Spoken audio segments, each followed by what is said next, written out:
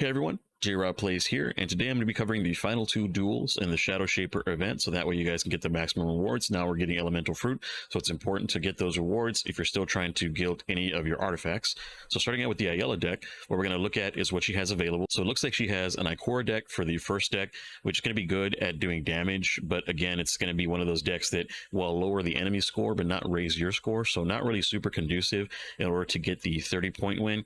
So in my case, I'm looking at the Bazinet deck, which is again that deck with the shade where once you have inspired units out, you can get that additional buff to the shade that gets summoned. And you also have the Tomb Ship, which has a chance to summon a couple of shades that also get buffed from inspired units. So I'm going to end up going with the Bazinet deck to get this 30 win.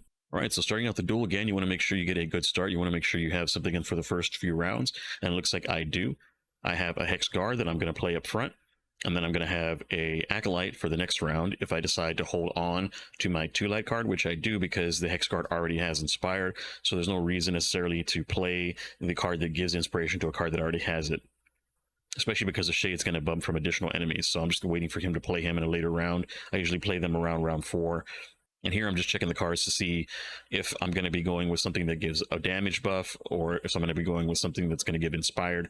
Since I still have that card that gives 2 units inspired, I decided to go with a buff of my already inspired unit. Now I'm dropping the Tomb Ship just to see what I get since it's perfectly on round 4. And I did get a decent drop with the 5 power. I'm going to try to drop my Shielded Knight and buff the Tomb Ship and the guard on the right. I still have some power left over, so what I'm going to do now is try to get an additional Inspire out there. So now I've got 4 units that are inspired for my Shade on the next round, because again, you're trying to maximize how many units you have that are going to buff your Shade. So now I drop my Shade. As you can see there, I've got plus 16, so I've got a 17 and a 10. Right now I'm at 69, nice. And it's going to be definitely really hard for the enemy to play one card specifically that's going to catch it up. And so it's already over, and that's how you win the duel with a big score. All right, so the final day, we're looking at Shira. And for Shira, she's got a Bazinet deck, which is the deck that we used for the last encounter. And then we also have an Estella deck that's going to buff your power. I was kind of interested in seeing about maybe going with the Estella deck on this one, but I decided to go with the Bazinet deck because that, again, build up where you have the additional inspired units, getting your Shade to a high power is going to really get a better chance of getting against this Cabal deck a win and getting high power at the same time. Because even though Cabal deck will pick at your units will be so high of power by the time they can do that because of the inspired that goes out that you're very likely going to win the very first time around, which I believe I one-shot Shira. And so like I always say on the duels, you want to try to make sure you're starting off right.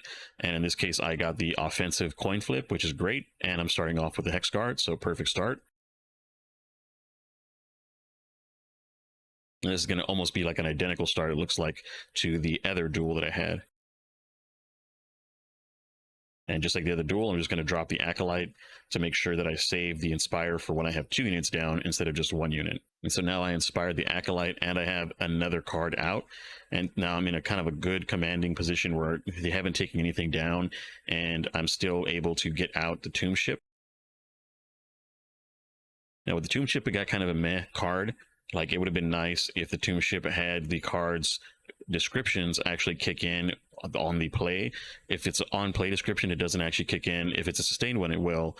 Like for example, if I got something that had the ability to do damage with a power bonus or to buff something else like a disfavored card, it would have done that. But since that's the case that it didn't, I'm just going to go ahead and inspire the 2 cards like I was waiting on, and then use my Inquisitor to deal damage and just try to chip away a little bit at the score.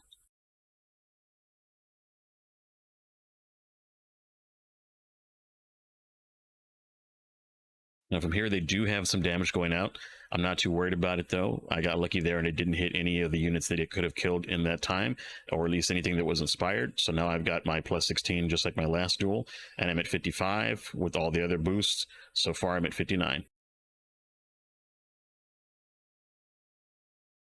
Now he does knock 10 off me there, and then the other unit will knock 4 off here, but that's just not enough.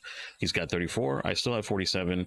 and that is a win against Shira. And that's it for the event. So I hope everybody enjoy the event. You're going to be able to pick up your new Shadowshaper Duel back, which looks really nice, and it's going to kind of give you visually a little bit something better to look at whenever you're playing in the normal duels for the day.